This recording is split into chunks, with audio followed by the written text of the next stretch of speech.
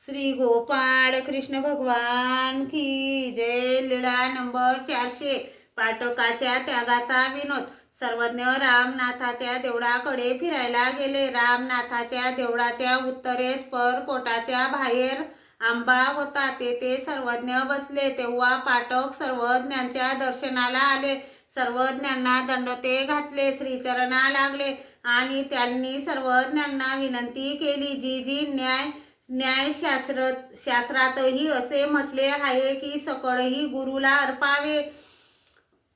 अर्पावे। चित्त वित्त काया हे तिन्ही परमेश्वराशी अर्पावे। असे म्हणून त्यांनी सर्वज्ञांजवळ आपली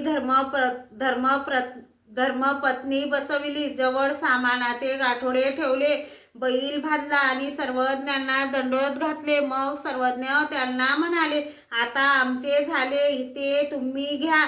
त्यांनी म्हटले, जी न्यायशास्त्रात असेच सांगितले आहे की गुरु जे सांगतील ते करावे। मग महाप्रसाद असे म्हणून त्यांनी ते सर्व पुन्हा परत घेतले। यावर सर्वज्ञ म्हणाले, आपल्या हातावर पाणी घ्यावे आणि त्या पाण्याची खोली पाहावी। तसा पाटकाचा त्याग। यानंतर ते गेले। मग सर्वज्ञ मुक्कामाच्या ठिकाणी गेले। श्री गोपाळ कृष्ण भगवान की जय।